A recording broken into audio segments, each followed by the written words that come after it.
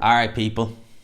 Review of the week time. So, lot to get into, lot to talk about before we get into the reviews and all that stuff. 19k.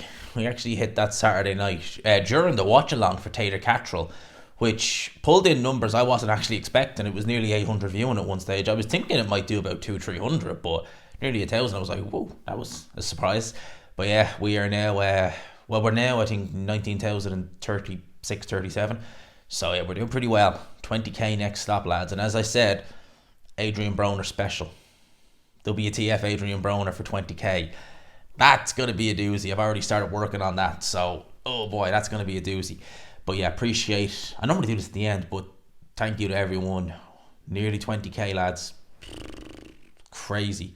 And with the big week we have, hopefully we can do a lot this week. But let's talk about the fights that happened over the course of the weekend. Let's start with Lawrence Okolie. Now, this is how I knew this fight was obviously happening this week, Okolie versus Lucas Rosansky. But I genuinely thought it was on Saturday. So when I was seeing, I think Joe Stunner's post-fight review, I was like, Lawrence Okolie? I was like, is that not tomorrow? And then I realised that it was actually Friday. It went pretty under the radar. It went as I expected in many ways. I just was kind of like, right, well, Rosansky is not anything special. And he's, short, much shorter than Lawrence Okolie.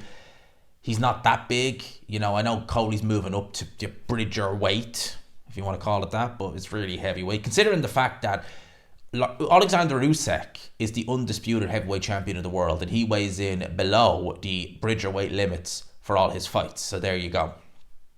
That's bridger weight for you. But yeah, Rosansky is not that good. You could just tell that, especially even in the Babbage fight. Shows the level that Babbage is at, really. But Okolie went in there, did the job, knocked him out in the first round. Listen, bridgerweight, I don't like that. There's no need for it. It's a division that's not needed, and it's just a way for the WBC to get sanction fees. That's all it is. It's just extra sanction fees. They can do it as a world title, all that stuff, but that's really what it is. Lawrence Okolie, to me, should be just going straight up to heavyweight. I don't think he's going to succeed at heavyweight, personally. I think that cruiserweight, he had so many advantages over his opponents. The size, the strength, the punching power, the arm length, and he still felt the need to clinch and clinch and clinch. It was insane. If he does that at heavyweight, which I expect he will try and do, he's in for a rude awakening, because he is going to meet some 6'5" heavyweight who's 250 pounds, who is going to ragdoll him in the clinch, and it's going to, that's going to be interesting to see what happens there. So, look, Okolie, it's one of those things where you really have to look back in hindsight and say he made a catastrophic mistake leaving Eddie Hearn. He left Eddie Hearn after stinking out the O2 on a Sunday night in 2022. And that was because Eddie Hearn, who at the start of the zone was paying fighters like Demetrius Andre, who really shouldn't be demanding these kind of purses, big money purses, to fight the likes of Luke Keeler. No disrespect. And Eddie Hearn, obviously, it's a business. And this was when, everything was open. Then it was like, right, well, we need to look after what's coming in and what's going out. So he wasn't going to be paying Okolie crazy purses. And Okolie decided, I'm going to go to boxer. But he did it very undignified. And, how was that worked out? Not well. He stunk the joint out against David Light, then lost to Chris Billum-Smith, so much so that Sky didn't want to see the rematch. He's having a fight in Poland. And now Eddie Hearn is working with Frank Warren, and they're doing these big shows in Saudi Arabia.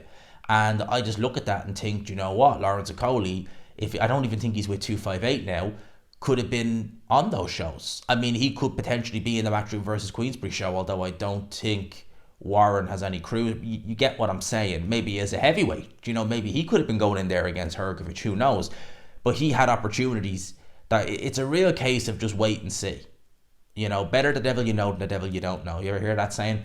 And I'm not one for loyalty, but when you look at going to bench Lama, an unproven promoter on Sky, which is a big platform, but after 2 fights they're just like, don't care. It ain't a good look. It ain't a good look. And you look at that and think, you know what, if you just stuck around, what might have been? What might have been?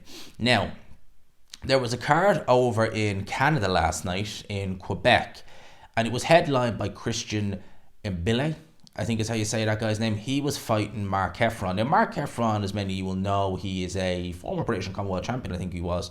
Has lost to Denzel Bentley, lost to Jack Cullen. I think that was his last fight, if I'm not very much mistaken. I think he fought Jack Cullen in his last fight. Yeah, he didn't. Sorry, he got a win over a journeyman back in February. Then prior to that, September last year, it was Jack Cullen, and he was coming off the back of a couple of first round. Knockout wins. He actually got a win over Lennox Clark, which it's not actually a bad win to have. Draw with Denzel Bentley, and obviously he lost to Liam Williams a couple of years ago. He got knocked out in about 40 seconds. It was a body shot.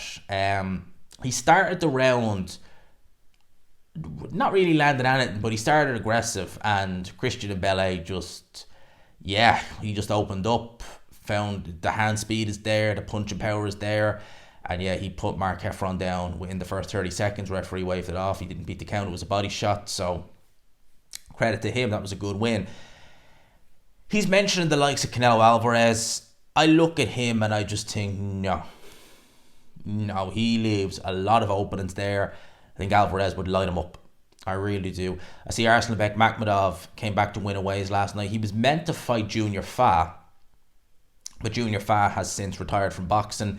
He fought Mijan Rajkana. I think it's, I'm butchering the name. But he's been in there with the likes of Jared Anderson, been in there with the likes of Kabayel. Got disqualified against Alexander Dembachenko back in 2017. Originally it was a decision, but alright, there's a lot of stuff going on there. So basically he got DQ'd against Dembachenko, fair play.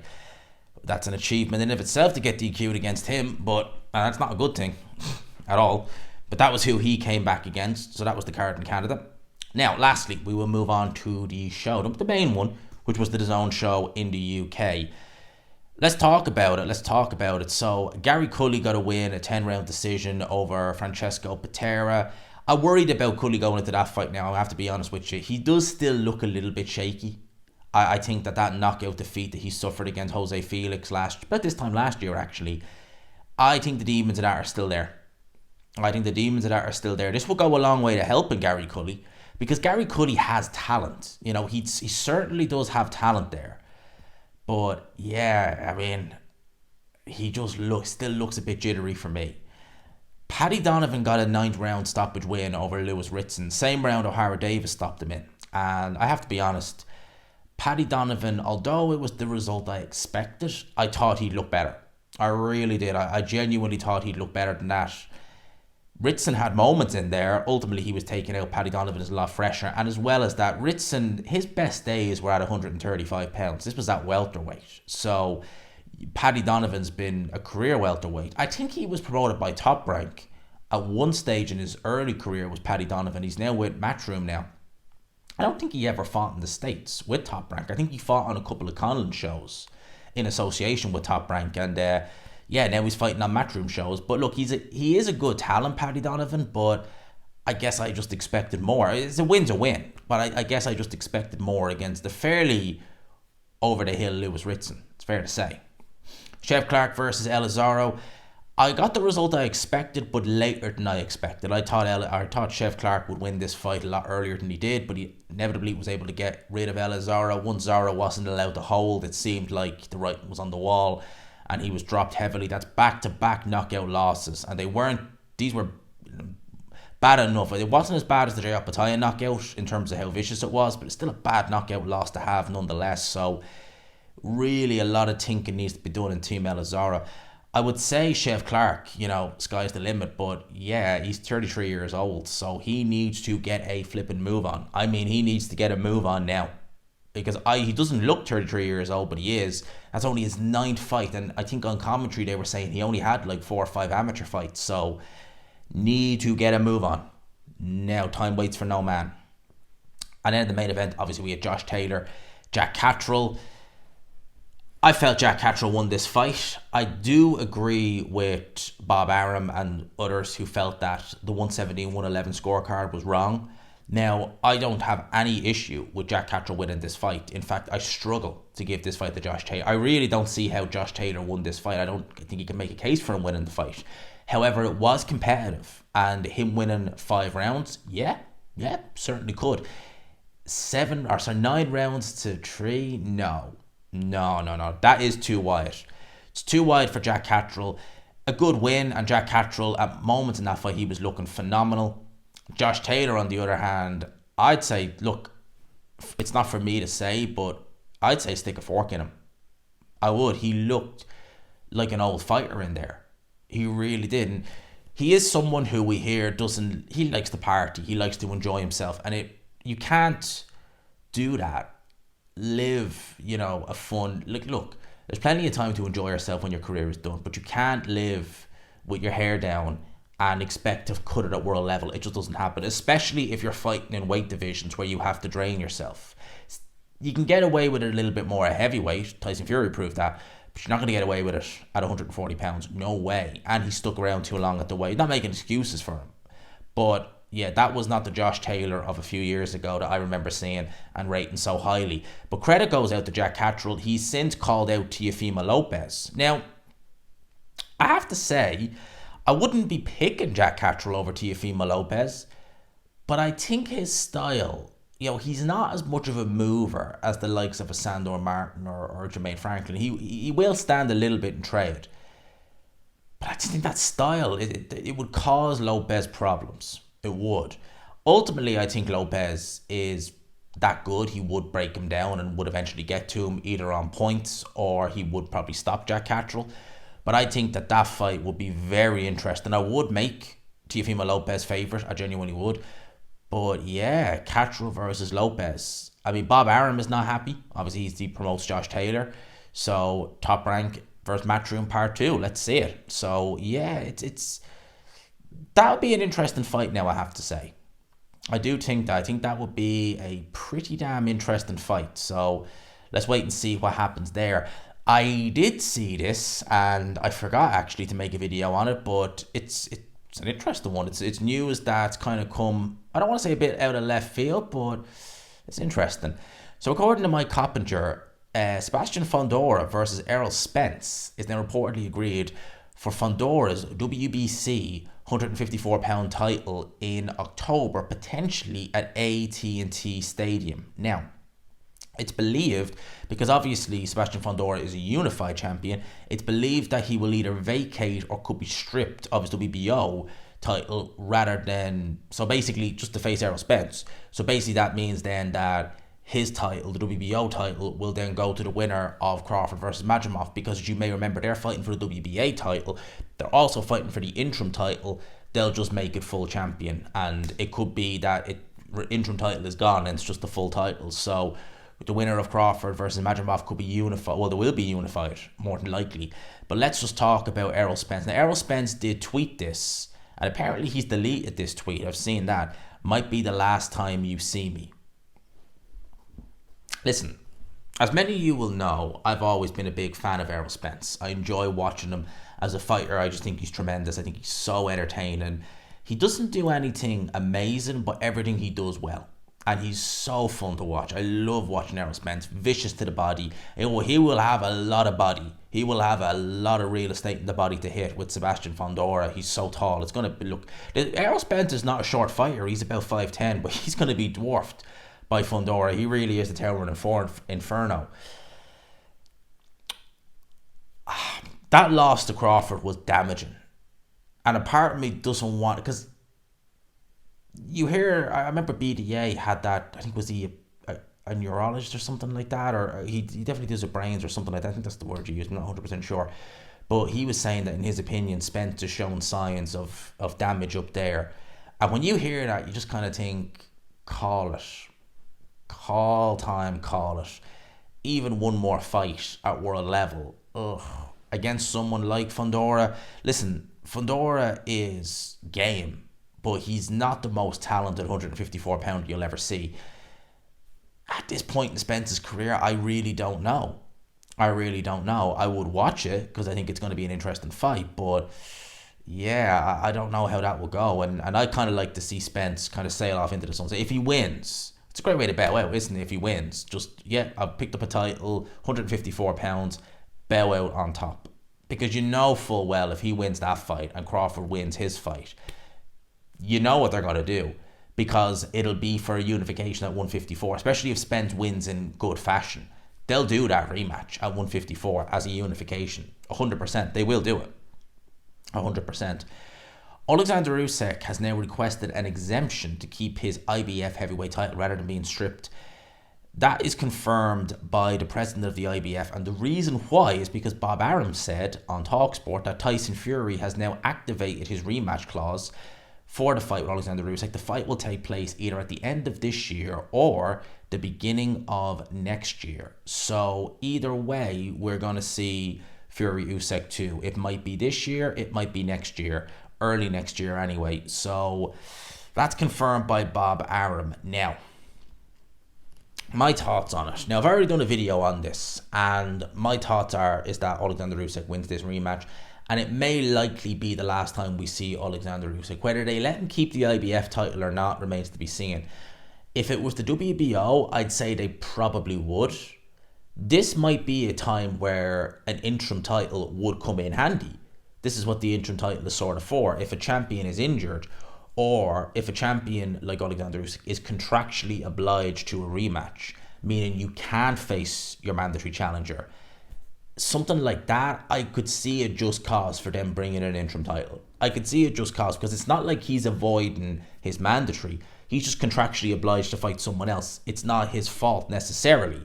It would be if you were a mandatory and you signed away a rematch clause, but this was a unification, so I can see why. So I would say that would be a good chance to bring in an interim title, let Dubois and let Hrgovic fight this week for the interim title, and then the winner can go on to face Anthony Joshua. I know it's a harder sell because you're not going to be able to sell it as a world title. If it was for a vacant title, or Filip Hrgovic was the champion, or Dubois was the champion, then you sell it as a world title fight in Wembley Stadium. It's an easier sell to the casual audience. So I get that. And it's not like, say for example, Deontay Wilder beat Zhilei Zhang. Then there wouldn't be a title on the line if he was to fight Anthony Joshua. But there wouldn't need to be. Would there really? There wouldn't need to be. Because the casual audience would just see Wilder, Joshua at Wembley Stadium. Take my money. That's what they'd be like. Whereas if you were talking about a Filip Hrgovic, you might want a world title there to say, well, it's Joshua in a world title fight rather than it's Joshua versus Hrgovic Wembley Stadium. All right, well, what's the incentive? Yeah, the incentive. Well, you're making everyone rich. That's our incentive. Well, what's ours? You can get a free set of binoculars with a 20 quid ticket. There's your incentive. You get what I mean. So that's what they probably won't. They probably won't let him keep it. But if it does happen towards the back end of this year or early next year, I think it's just going to be repeat. Simple as, it's just going to be repeat, because Fury, straight away he's making excuses saying, Usyk only got the decision because of the conflict in his country. His team is just fully... I might even do a separate video on it, because he's literally become what Deontay Wilder is. Tyson Fury and his fans and all of us, we were rightly criticising Deontay Wilder plenty after their rematch in 2020 when he was... his team were coming out with all this nonsense, it was egg weight, it was this, it was that. He fires the one guy who actually had his best interest in Mark Breland. He brings in Malik Scott, who hasn't done any good by the looks of things of anything he's taken away. The killer instinct from Deontay Wilder, amongst the other yes men he has in his team. And now Tyson Fury, although he hasn't got rid of anybody yet, but you look at his team, it's just a bunch of yes men, with the exception of Sugar Hill. He's not, with the exception of him, it's just a bunch of clingers on and yes men. So it's kind of almost come full circle. Wilder and Fury, they're both literally doing the same thing. So if he doesn't change anything, 100% Oleksandr Usyk is going to win that rematch. Even if he does change things, I would expect Usyk to win still. But I wouldn't just flat out say, yeah, he's going to beat him and it's going to be pretty convincing this time. I'd say, maybe if Fury's, come back down to earth, things might change. But listen, unlikely. Apparently Ryan Garcia's B sample results have come back positive. Now, I would expect Ryan Garcia will get a ban. Right, I'm just going to say it out. I would expect he will get a ban. But the kind of ban Ryan Garcia is going to get is it's going to be one of these bans where if it was a teacher giving out to a student, it'd be, now, don't you be doing that. One of them where it's just like they've clearly done something and it's just, now. Whereas if this was someone else, it'd be just like, come over here, whack. But whereas Ryan Garcia is a cash cow, he'll get a 6-month ban, which is basically nothing. You know, if you're a top level fighter, if you're a world level fighter and you're making big money, you're fighting once, twice a year anyway. Like, to actually say you have a 6-month ban, it's laughable. It's genuinely laughable. But they will do that. They'll probably do that to Ryan Garcia. I doubt they'll turn that fight into a no contest, if I'm honest with you. I doubt very much they will. They'll probably let the result stand. They might do a rematch, who knows, but I doubt very much. If anything happens to Ryan Garcia, it's going to be a small, insignificant ban and people will move on. Should they? No, because he did fail a test, but they will. That's just the way it is, especially when it comes to these big names. Canelo Alvarez can always say, well, you know, I got banned and I served my ban and, you know, there you go. You got a 6-month ban. It was nothing. You know, at least in the UK, you look at, if you F up, you pay for it. You know, you get a year, 2 years, 4 years in some cases, in extreme cases. You know, they take that pretty damn serious in the UK, which is one good thing that you can say. What else do we have? Obviously, we'll probably leave it here because I don't want this video to go on too long. I think I've already gone over the 20-minute mark. And I always try and keep them under a half hour. All right, and I will obviously timestamp these. But we'll do a quick preview because obviously I want to get my predictions out this week. It's going to be a busy week with this. We have the Matchroom versus Queensberry 5v5. Hamza Shearer's Ammo Williams, Raymond Ford versus Nicky Ball, Dubois versus Hrgovic, Hutchinson versus Richards, and obviously Wilder Zhang. It has lost a bit of spark, and people have been saying that to me, and I agree. I have to say I do agree.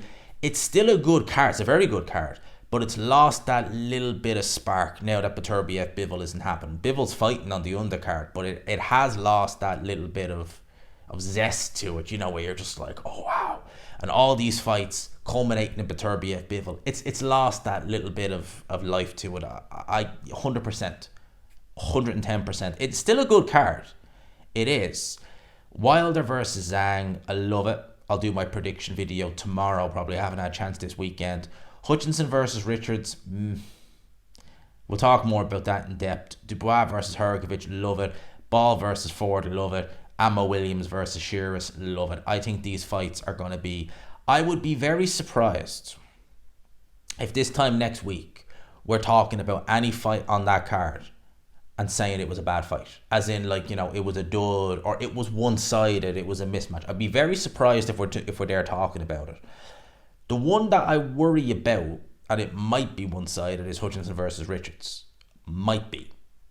I'm kind of hopeful it won't be. But I'm looking forward to that card. Obviously, there's going to be a lot to talk about this week on it. We'll do prediction videos. We'll talk more about that as the week goes on. We will, of course, do a live watch along. Of course, we will for that. Hopefully, it's not a late one like the last one in Saudi Arabia because I was knackered by the end of that. But hopefully, we'll get a good one this week. And yeah, I think that's pretty much it. As I said, I don't want this video to be a half-hour long one, so I'm going to leave it there. Hope you enjoyed the video, people. Smash the like button if you could. Hit subscribe, of course, as always, if you haven't already. And lads, I know it's a bank holiday in the UK. Most of my viewers, I'd say about at least 60% are from the UK. Although there are ones from all over the world, so shout out to all you guys. I know you guys have bank holiday over there, so enjoy it. It's bank holiday the following week in Ireland. So it'll be next weekend is our bank holiday. But yeah, hope you enjoyed the video, people. Hope you all have a great week. I hope the phone rings with some good news for somebody. And yeah, I will leave it there. Lads, until next time, until tomorrow pretty much, you know me. Peace.